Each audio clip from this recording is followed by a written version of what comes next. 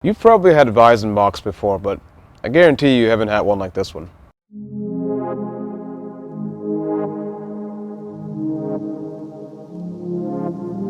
What's up, guys? Welcome to another episode of Beer Business Bureau. So today we're going to be doing the Lagunitas Doppel Weizen. It is a Bavarian-style Weizenbock. Keyword Bavarian-style, because Lagunitas is obviously not Bavarian or Germanic in any way. I'm kind of excited for this beer.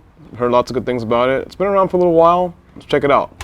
The Lagunitas Doppel Weizen is one of those beers that the straight shooter brewmeisters up in Petaluma, California create just to remind you that they do indeed have a creative side. It's an 8.7% alcohol by volume, hopped up, Bavarian-style spin on a classic German beer that's got flavor, freshness, and a whole lot of character. Want a Weizenbock on Imperial mode? Try this one out for size.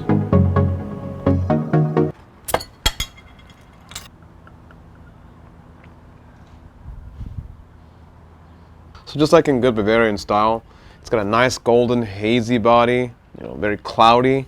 It doesn't have a lot of carbonation, which I don't think that's typical of Bavarian beers. It doesn't matter. This beer's got some really great fruit characteristics and it's beckoning me right now. So let's get into the smell test. Oh yeah, that's nice. Nice, real rich orange, citrus, lemon, just citrus notes off the top. I can smell some bananas, which is also typical of Bavarian style ales, and I can sense the yeast. I can see the yeast since it's so cloudy, but enough of that. Oh yeah, that's lovely. On the tip of the tongue, you got the citrus and banana, of course. Then in the middle, you've got a nice little malty profile. Then it finishes warm and finishes very, very slightly bitter, although it is also very boozy. It's leaving a lot of grime on the glass, typical of a Hefeweizen or Bavarian style ale or a Bock or anything that's German. The more I drink it, actually the boozier it gets on the finish. That's not typical of Bavarian ale, at least not from where I'm from. But then again, most Bavarian ales are also not 8.6%, 8.7%. With the exception of some of the Dunkelweizens I've had, which are usually higher. I think they're usually double. Or Doppelbocks. So one of the other things to note about this beer is that it's got the caramel, malty profile, typical of a Doppel, of any kind of Doppel or Dunkel or whatever. But it's also got this really, really resinous and really clingy, like IPA hop factor. This beer certainly is a lot hoppier than it portrays itself to be, which is also kind of interesting because when you smell this beer, you totally think German beer right off the bat. And German beer is typically not really hoppy at all, actually. Okay, so now it's time for the artwork. So looking at this bottle, I mean, I don't really know what I'm actually looking at, really, to be honest with you. The colors and the shapes make me think 80s. Other than that, I don't really know what to say. It's cool looking. I think it's not bad. It's just, I don't know what I'm really looking at. And maybe that's the point.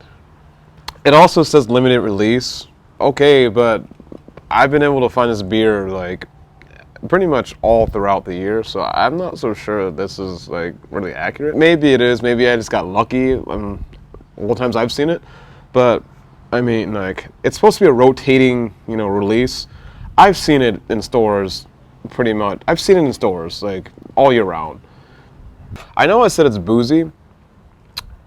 Alcoholic tasting, I should say, actually, is what I really should say, not really boozy. I don't know if it's so much as the alcohol as it is the resin that's making this really, really cling to the back of my throat and making it seem really boozy. If that makes any sense. It probably doesn't, but that's kind of the best way I can explain it. Not feeling buzzed, just feeling kind of inundated with a lot of alcohol at once. Usually with like Bavarian style ales, Hefeweizens, Bocks, any kind of Weizen at all, you usually kind of get this sort of bread taste. It's here, but I guess it's just not what I'm used to. Everyone's taste buds are different. but I don't know, I'm not getting a whole bunch of bread in this one. I'm getting more pine and resin more than anything. I keep saying that, but it's true. Despite all that, it's a tasty effing beer. Well, guys, if you like this review, make sure you push the like and subscribe button.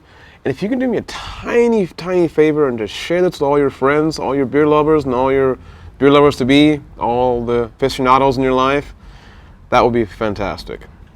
Until then, peace.